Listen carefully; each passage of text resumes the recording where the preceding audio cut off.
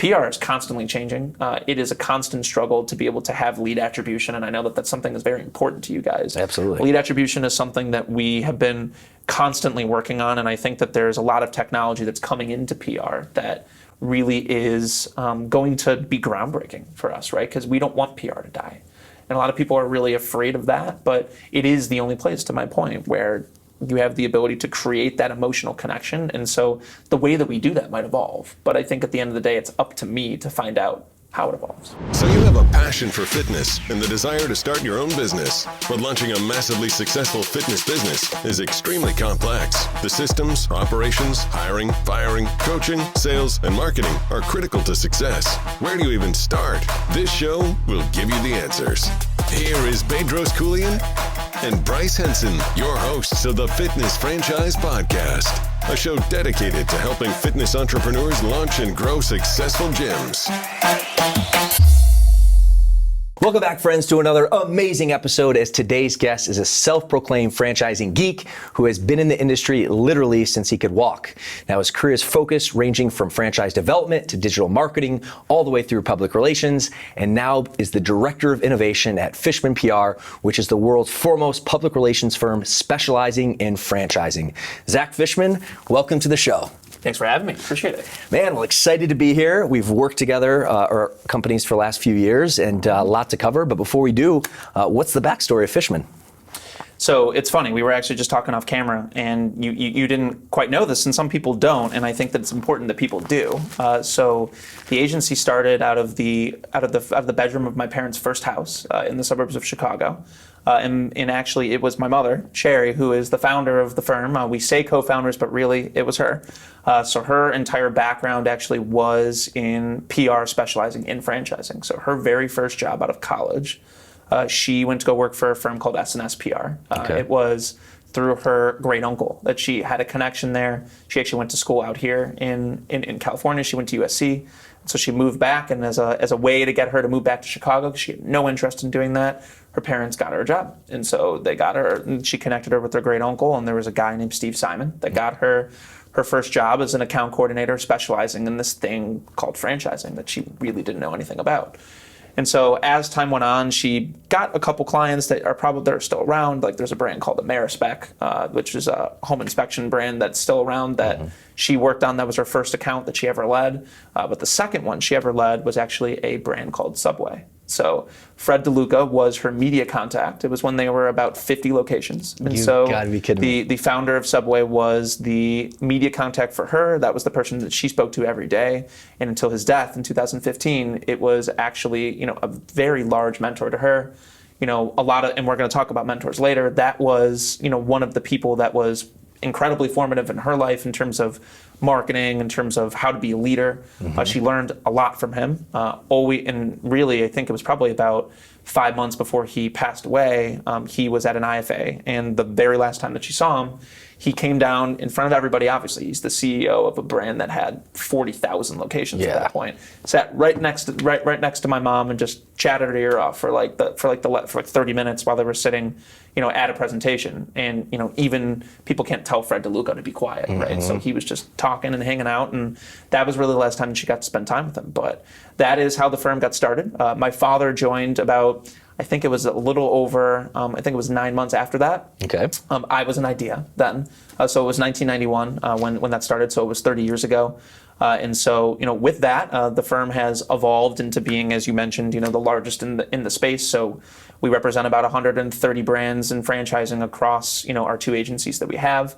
And then we also have a couple offices elsewhere as well. So we have one in Canada, and then we also have another one in the United Kingdom, in England. Oh, wow. So that's kind of the lay of the land. That's awesome. And I know your father is the CEO, and that's why we kind of talked off camera, kind of a misconception. What's their working relationship like, and where do they focus their attention on?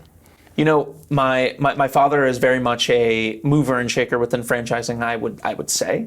He would say that too. But I think that he is really the connector that everybody is looking for within franchising. Often his days are spent connecting other people on the phone. He's very much a relationship-based guy. By no means is he the PR person. Does he understand it? Yes. But I think that it's more about him being able to understand people and what people in franchising are looking for. So when somebody needs somebody, they go to Brad Fishman. That's kind of the way it is. And my mother is very much more ingrained in the operation. She is the PR mind. She's an excellent publicist and very, very creative. It was quite an asset when I was younger. When I needed help with homework, she was always the person to go to. An excellent writer. I learned a lot from her as it relates to that. And writing was always very important for me growing up, and it is something that is very important for the business that we have today. And I think that between that, it very much is a yin and a yang, but it works really well because they have the ability to, you have this business development, expert, and then you have this, operational based, incredible writer who knows how to bring both of that together. And that is, and people ask me all the time, how are your parents still married after working together for 30 years? And I say it's because it actually works and they work well. And, there's a reason why we are where we are. Yeah, good for you. What a story. Yeah.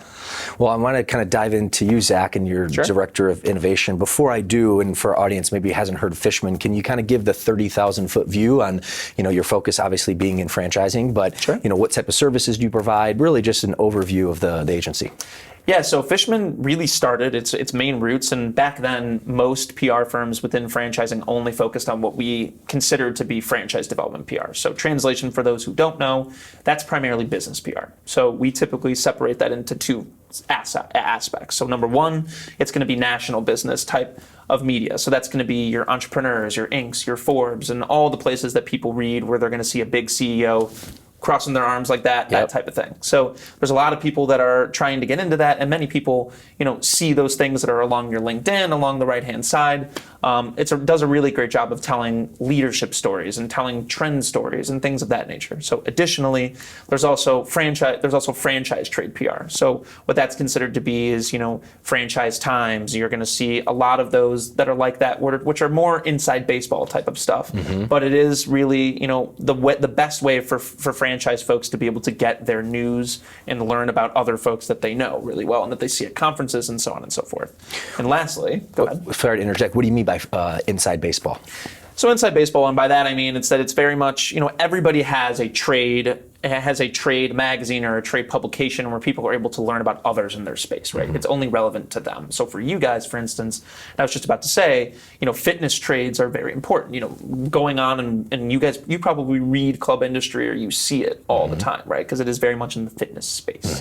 And so every industry has something different for that. Restaurants have your fast casuals, your Nation's Restaurant News, and places like that. Our goal is to try and get people into the places that are relevant to them in that way. Right. And so then it gets even deeper into regional business. And so that's going to be, for you guys, there's going to be, the Denver Business Journal if you're trying to grow in Denver, right? Our job is to try and get people into those places and where they actually want to grow, where they want to expand more into, where they are already, and things like that. So that's really the business side.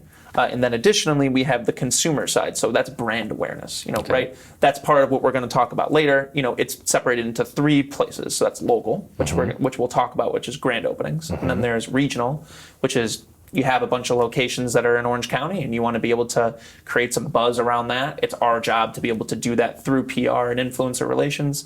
And then lastly, we also have, national consumers. So that's getting you on Good Morning America, and you're going to be on the plaza in New York City doing a Fit Body Bootcamp workout with everybody, and you're doing it with the hosts, and they dress up in the workout clothes with the Fit Body Bootcamp T-shirt and all that great stuff. Right. So that's our job to get people there, and so that's really what the PR side is about. And then additionally, we do have some content marketing services that we do. I know that you guys are obviously very big, on digital and SEO and, trying to educate people. And so, content marketing is about that. So whereas PR, you're trying to persuade somebody to write something about you, content marketing is actually, you're holding the pen in your hand and you have the ability to get things out there that might be a pain point for a potential franchisee or a pain point for a consumer on why they might they may not want to convert. It's our job to be able to educate people. And so the ways that we do that through blogging and white papers and ebooks and email drip campaigns, that's part of what we do as well, is that we're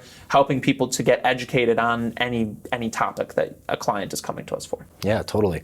Now kind of drilling a little bit, and specifically, PR, our audience are interested in fitness, entrepreneurship, business. Why, should an audience member who maybe hasn't launched their business yet, but still, planning on doing that, care about PR? Like, what's the value that you're able to provide, an audience member, as an example?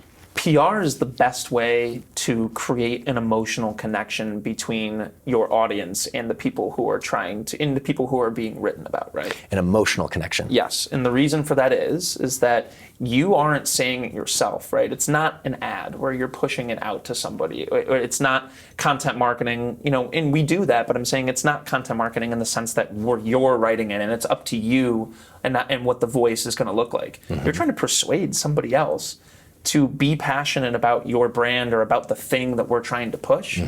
And they're actually going to go out and put it on camera, or they're going to write about it, and they're going to experience it.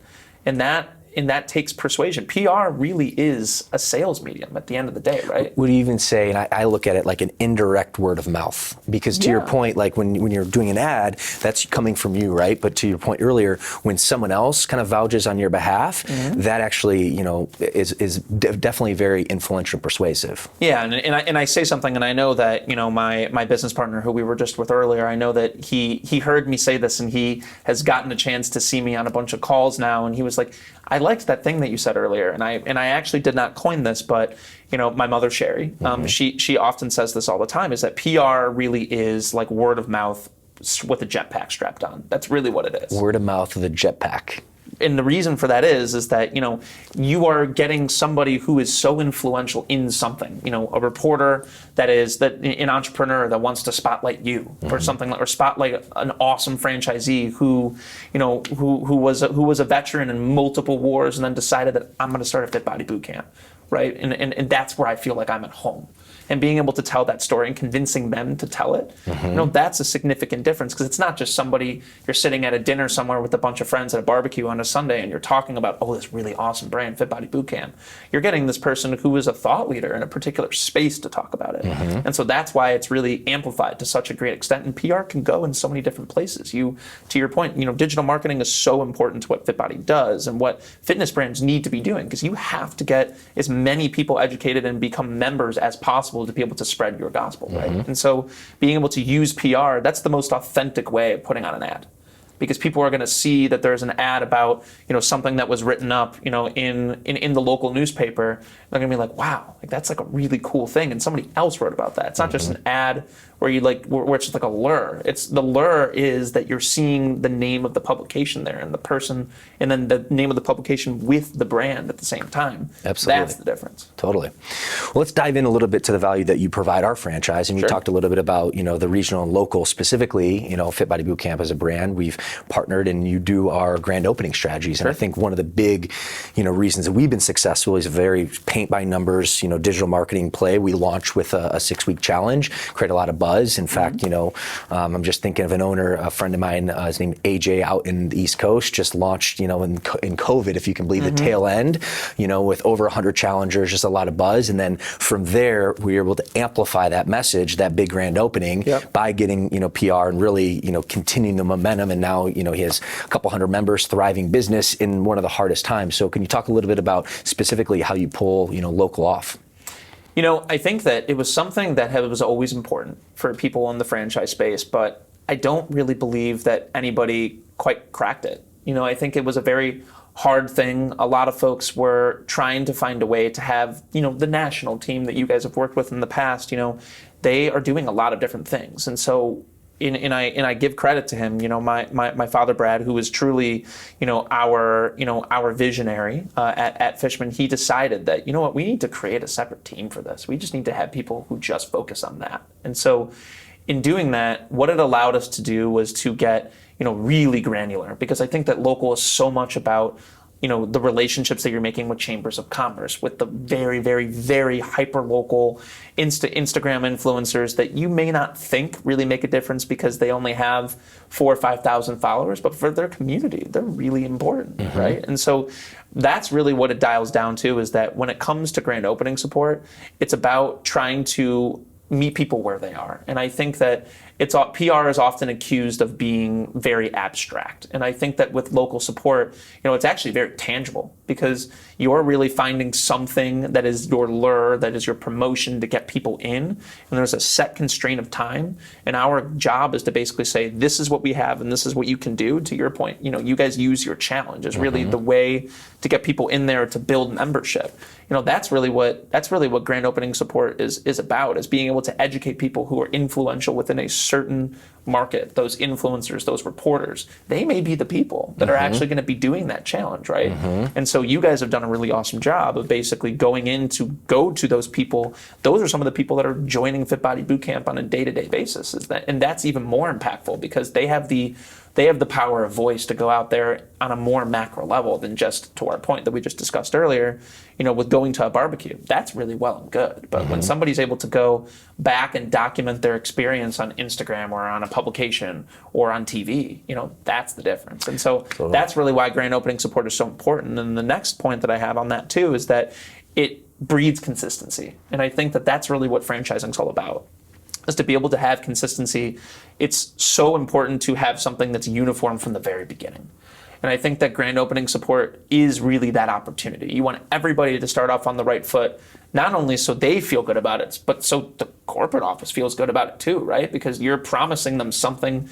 They're doing the American dream. They want to feel like that they made the right decision. And having something in place between the digital marketing I know you guys helped them do in the very beginning with something like PR with us, it really sets people off on the right foot, and it makes them feel good about the decision that they made. Because for most people, buying a franchise is the biggest investment they'll ever make aside from a house. Totally. Right? So I think that that's truly the reason why it's important to set off on the right foot.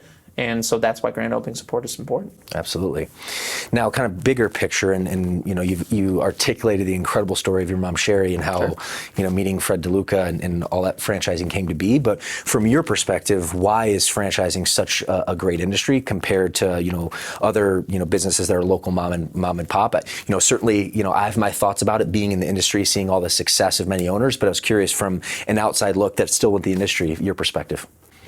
I think that franchising is really one of the only industries, and despite the fact it doesn't represent as much of our national GDP as you would think, it is one of the only places where you have the ability to experience, hundreds of different industries that share one thing in common. It's a business model. That's it. And I think that is so unique, and I love that, because for me, I'm not good at doing the same thing twice, right? Like when it comes to everything, restaurants, movies, TV, I hate doing the same thing twice, because I'm a very experiential person. And so I feel that franchising, there's always something new. There's always a new cutting edge industry that is out there that always, draws my attention, because it's all about trends, right? And it's very much consistent with consumer taste. Franchising evolves with that. We were just talking to somebody the other day that said that,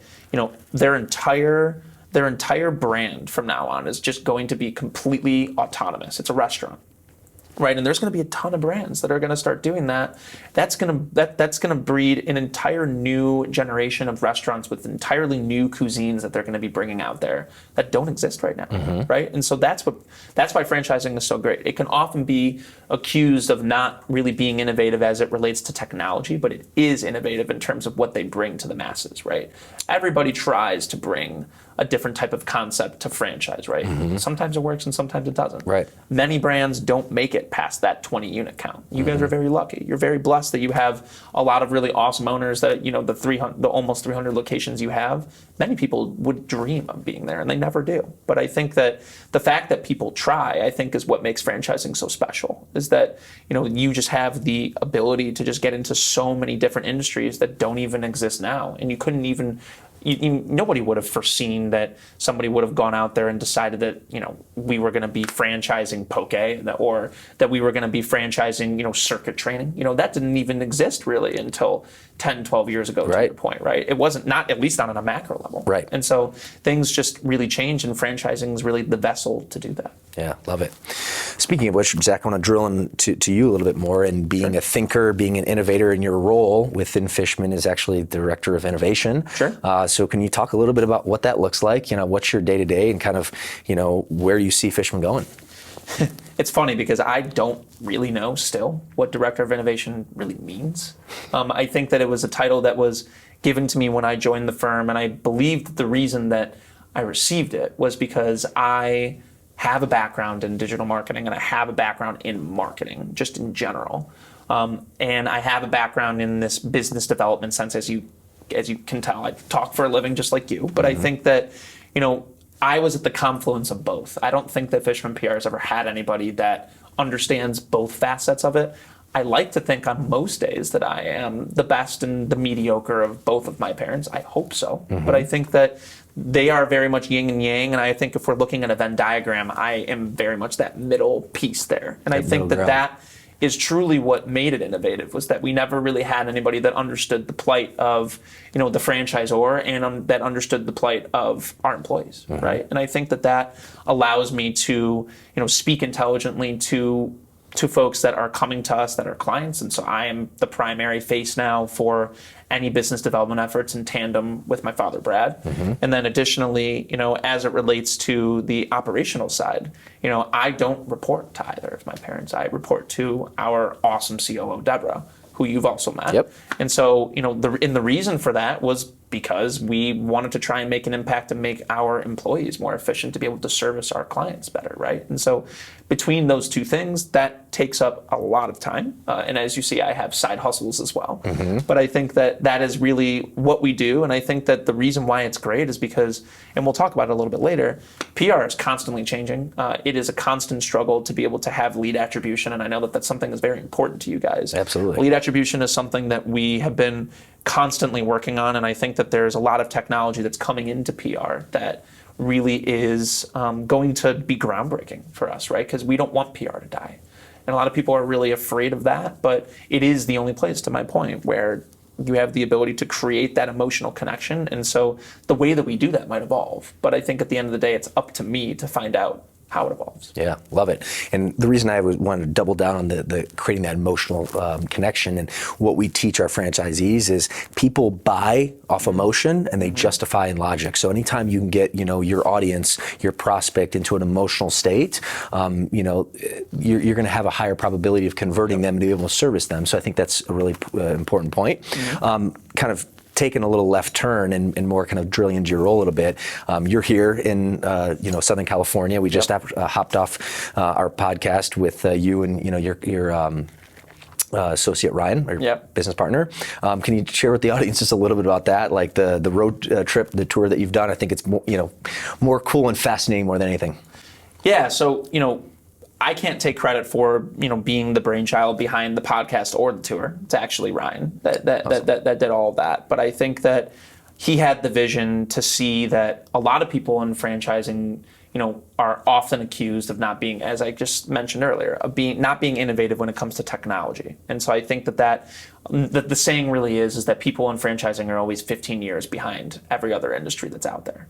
And I think that we want to spotlight brands that aren't that way, because there are 4,000 franchise brands roughly that are active at any given time in the U.S., right? But our job is to go out and spotlight the brands that are innovative and that are doing really cool things like you guys are. And so that was really the vision that Ryan had in 2017, and he actually got it from somebody that I'll talk a little bit about earlier. But Gary Vaynerchuk was really the person that said, you need to put out your own content out there. It's super important in order to be able to build your own brand. And Ryan took that to heart, and he really went and did it. And when he realized that he couldn't be in 7 places at once to go and interview, because I think that we were talking a little bit off camera, that it's really important when you're doing these things like podcasts to ensure that it's still fun. Oh, yeah. That you're not doing so many where it feels like a job. Right. You know, because it's supposed to be fun. You're talking to people that are interesting, right? Totally. And so when he realized that it wasn't fun anymore, he wanted to go out and find somebody that also liked to talk for a living. And thankfully, anybody that knows me know I like to talk. You do a good job, so. But I think that it was something that I always wanted to do, because we'll talk a little bit about it in a second. But the best advice that I ever got was, if I really wanted to cut through, you know, the noise and be my own person, because I think that growing up in this industry, it's often hard to get lost in the shuffle and be seen as, you know, be seen as somebody who is, you know, just being elevated to a job just because my parents do it. Mm-hmm. It was important for me to go out and do my own thing. And so I think that that's really what modern business allowed me to do. And I got to go meet so many amazing people like you, to get out there and go and hear their stories and what they do. And I often pick up nuggets that I didn't know, and it's my job to know, right? Mm-hmm. And so, but when you're in person with people and you're in your office and you're in their space, like, it's so different. Oh, yeah. So that's really what modern business is all about. And so we have taken that to heart, and we do it over the phone, but we also do it all over the country. So we've done a road show where we got an RV and decided that we were just going to go for 7 weeks and go and interview people in 26 states. And we did 116 podcasts then, and we're doing our 2021 iteration of that. It was supposed to be 2020, but obviously the world had other plans.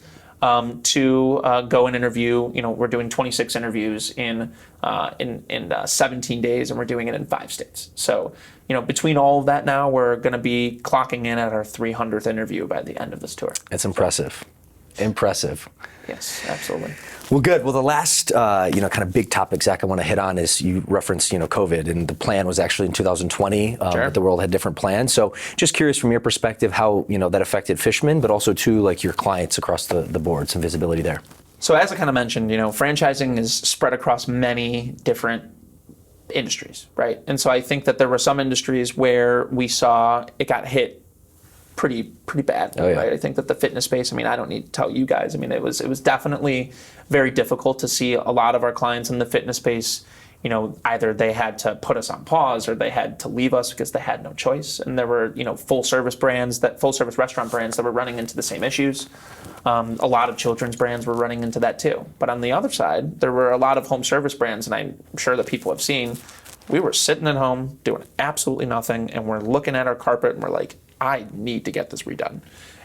Or you're looking at your house like, I need to get that painted, or I need to, get my roof redone. It's about time. I bought my house in the housing boom in 2007, and it's time. Like, it's been 13 years. I have to do it. And so we had a lot of brands that came to us that, of all different facets of home service, I never want to talk about concrete jacking ever again, but that is something that we had to do I had to do that a lot. And so home services became my life during the pandemic. And that's really where, we saw a significant uptick in people. And so I think that as the world began to open up again, and, fitness brands and restaurant brands began to, be open in a real way, I think that things are finally back to normal again, but I think that there are still some industries that have really, been hit super hard. And so it's up to us to be able to, create that velocity for them in terms of finding franchisees and why, despite the fact that they've been hit so hard, that they are a viable investment. And there's a lot of strategy behind that, right? We've had to be, we become experts in crisis communications, and, we were good at it. We did it. But it wasn't something that we always did all the time. But then that became our life for some of our brands, and they never even had to think about crisis in their life, right? And so, things definitely change. But I think that overall, I think that we're all, the industry really has powered through, which is great. Which I guess my last overarching question is, like, what do you see the industry or the future of franchising? And we're shooting this at the end of June 2021. So what does the next few years look like from your perspective?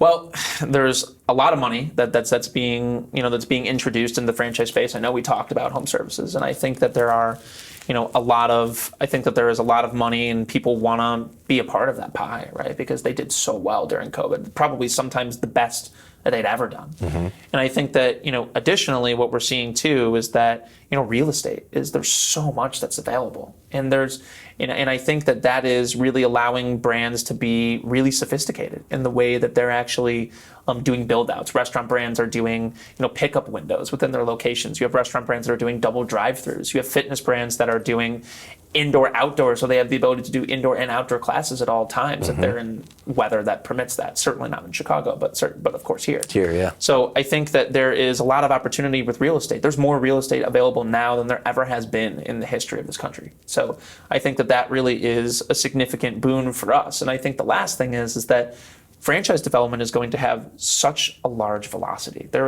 were more people that filed for new business licenses than ever before in 2020. And I think that really allows, that really shows rather that people are being more entrepreneurial than ever. They realize that, not being in an office, and they had so much time to think about what they want to do next. There was an inflection point for almost this entire country during the pandemic. And so I think that's really going to make a significant difference in the number of folks who you're going to see getting into franchising. And so franchise development will be busier than it has ever been. And I think that, people often say, within the franchise space that, franchise development does well when the economy is doing poorly, right? That's always the way it is, because people look to franchising, instead of relying on that job and that stability. They realize it's the time to take the risk now, and they're kind of going against the tidal wave, so to speak. Agreeing, yeah. And the pandemic was one hell of a tidal wave. So we're going to see what happens.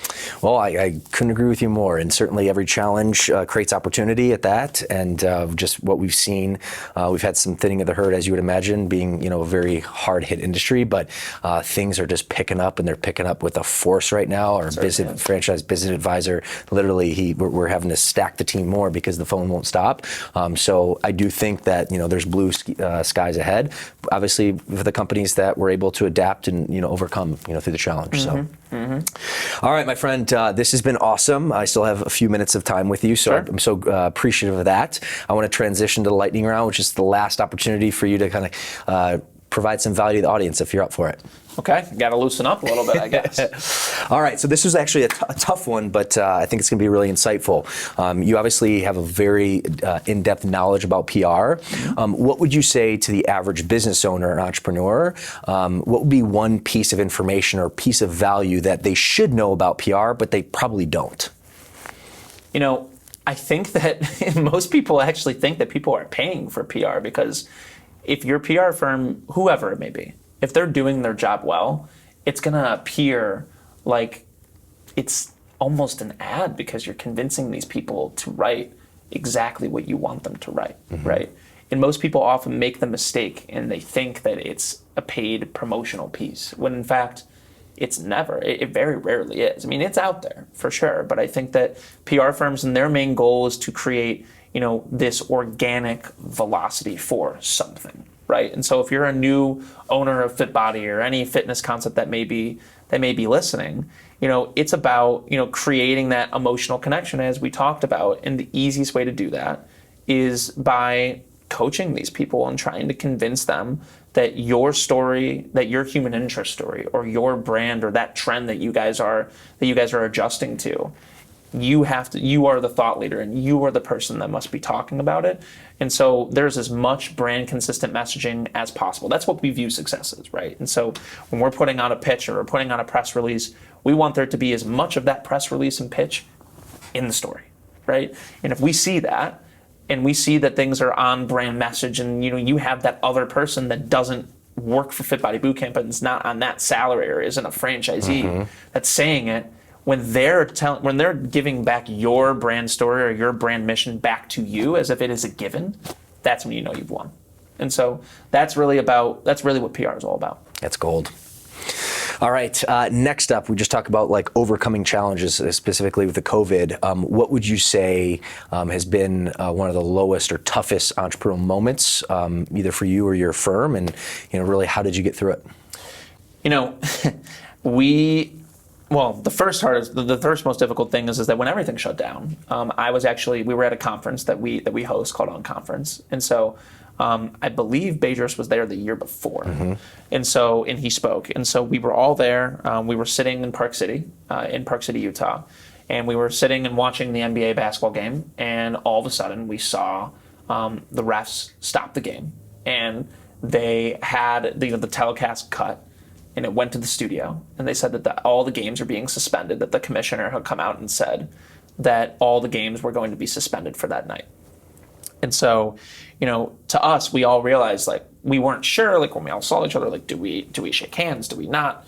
And so we get on a plane and we go back. Of course, we weren't wearing masks at that point because we didn't know we had to. So we're getting on a plane, and I go back down to downtown Chicago, and I grab all my stuff, and I think, I'll grab 2 weeks worth of stuff. And I go back up to my parents' place in the suburbs, and I decide, it's middle of March, like it was March 15th, I think, 14th when I got back. I'll stay there until April 1st, and then I'll go back home. I stayed there for 2.5 months.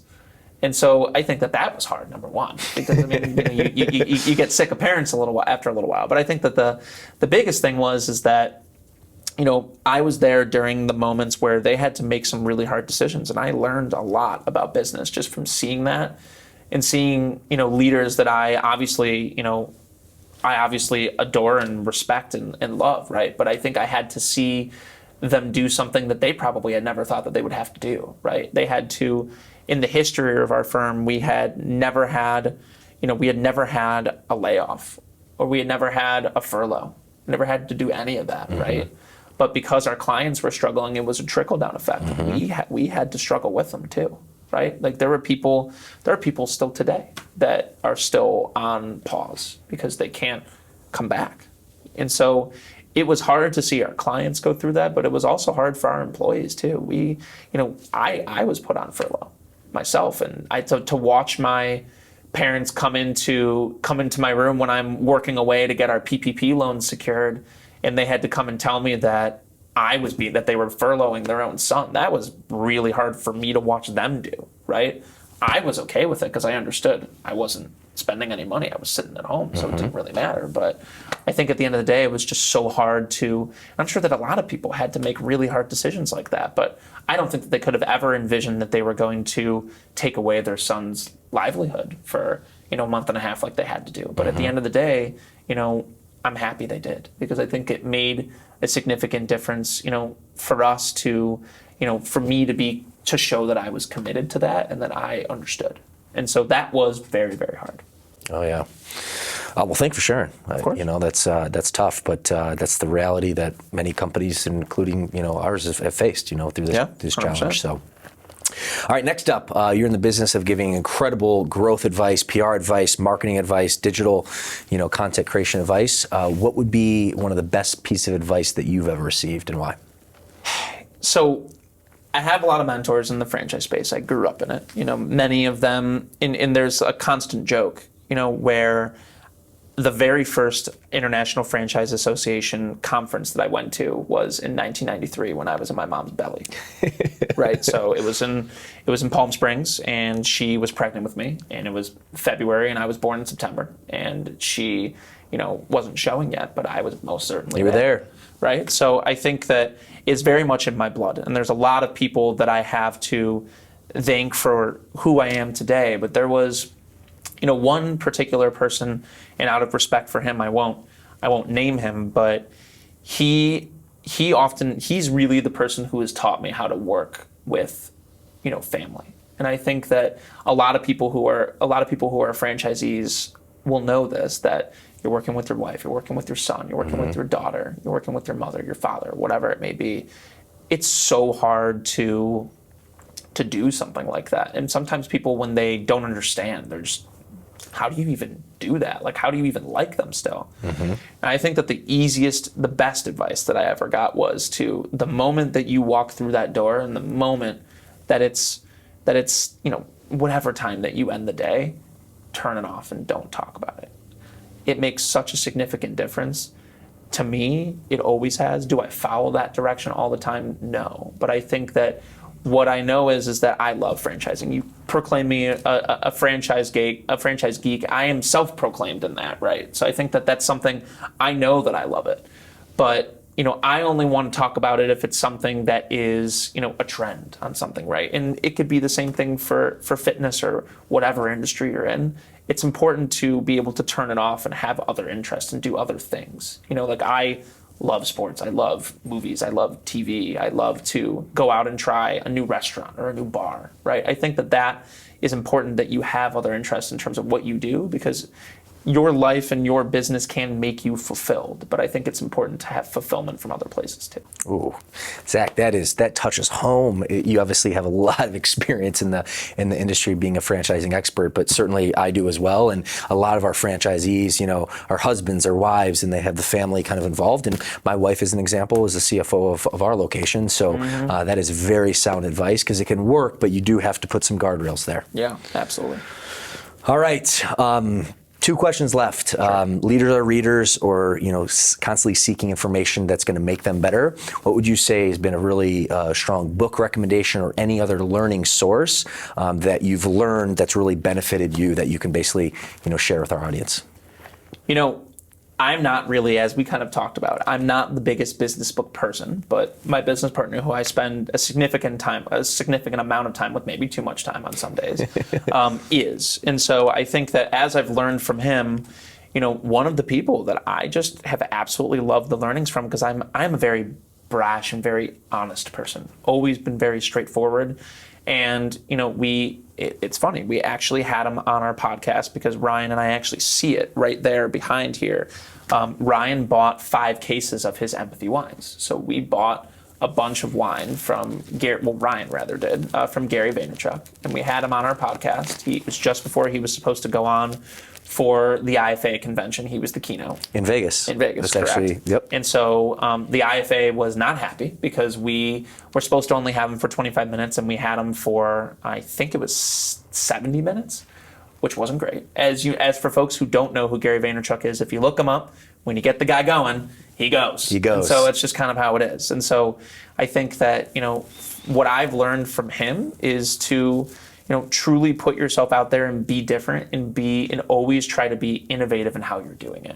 And I love that you guys do that too, because you guys are constantly finding new mediums and new ways to really get your message out there.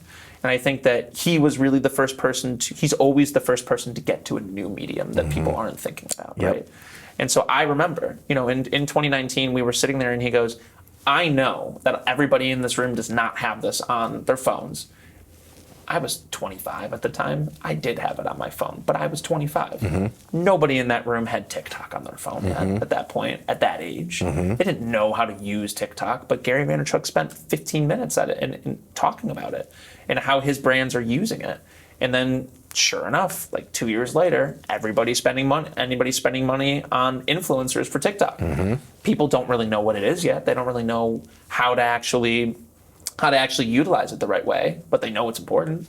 And so I think that that's really, what I love, and the learnings that I have is that trying to be in places that people aren't, I think, is super interesting. And that's really, what Gary talks about each and every day. And I think that he's, is he controversial? Yeah. Oh yeah. I think that he is, one hell of a guy. He's very, very smart. So that's one thing I would say in terms of, if people haven't listened to his podcast, or they haven't gone and taken a look at some of the videos, like, you're going to learn more from him than you're going to learn from your business school professor. I can promise you that. Ooh, totally. Underpriced, to look for underpriced attention is probably like a tagline that's really ingrained from Gary V for me. So definitely support you there. Absolutely.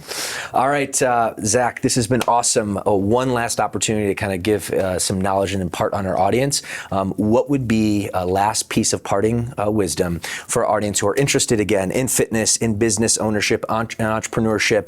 What would be a parting wisdom that would really push them to the next level, or at least increase value in their life or their business? I think that, as you guys can probably all tell by me talking, I am very passionate about this business model. And there are a lot of people that are really passionate about fitness. But I think that what is important to denote is that, fitness takes, I don't need to tell you this, but fitness takes so much commitment. And when you marry that with, the franchise model, when fitness not only becomes your life on a personal level, but on a business level, that is a really large step to take. So if you look in the mirror in the morning before you decide that you're gonna submit a lead on fitbodybootcamp.com, or wherever that may be. I'm pretty sure I got the URL right, but maybe I didn't. But it's so important to know that you have to strive to be the greatest that you possibly can be, because I think that that's what fitness concepts, and the best ones anyways, and I know that you guys certainly are that, that's what they expect. And that, you know, you are going to be lost if you're doing it just to make money. It's about the passion and being able to transform people. That's really what fitness is about, because at the end of the day, I see the future of franchising in terms of the brands that are gonna be really interesting and innovative and different as, you know, being the ones that are going to be able to extend our lifetime, right? That's what it's going to become. Because as we're beginning, as trends are going more towards being healthier, you know, healthy food concepts are all over the place now, right? Especially in California, Totally. but everywhere else. Everywhere. In Oklahoma now too. Yeah. And it wasn't that way 5 years ago, but now it is. You know, there's going to be constant ways to try and get people to extend their lifetime, and fitness is one of those ways. It is just a teaching. The more that you work out responsibly, ideally, and hopefully, the longer that you live. And I think that there's going to be a lot of industries that touch that, but I think that fitness and healthy eating is just the tip of the iceberg. And so you're really going to be, you know, in a place that everybody is always going to want to constantly strive to be in, which is to be on this earth for longer, right? I mean, that at the end of the day is what it's all about. Yes, sir, with quality as well. Yes. Zach, this has been awesome. Really, really appreciate you coming down. Before we wrap for today, where can our audience connect with you? Maybe your personal site or a website that they can find more information. Yeah, so on LinkedIn you can find me. It's a ZACK and then last name Fishman, Fishman. But the best place to reach us is going to be through fishmanpr.com. That is where you will find me. I am, as I said, the person who responds to all of that. And then, yeah, that's basically the two places that you can find me. And if you ever have any questions, happy to, you know, supply my email so people can drop something in the comments and the link that you guys have for this. Awesome. Zach, thank you so much, my friend. Of course. You know, before we shoot, just wanted to thank you for being on the show, acknowledge you. You know, you're such a smart guy, very driven guy, have came through a lot in the industry and have a lot of world experience. And you and your firm has certainly helped our owners and really help our brand. So have a lot of appreciation for that. So again, thank you for, you know, the wisdom you've provided today and for being on the show. Absolutely. Well, thank you for having me. Appreciate it. Absolutely. All right, friends, I know you got a ton of value today, assuming that you did. If you'd be so kind to go ahead and like and subscribe our YouTube channel and write us an awesome review on iTunes, that would help us be able to continue to provide this content for free. That's all for today. You guys have a fantastic day.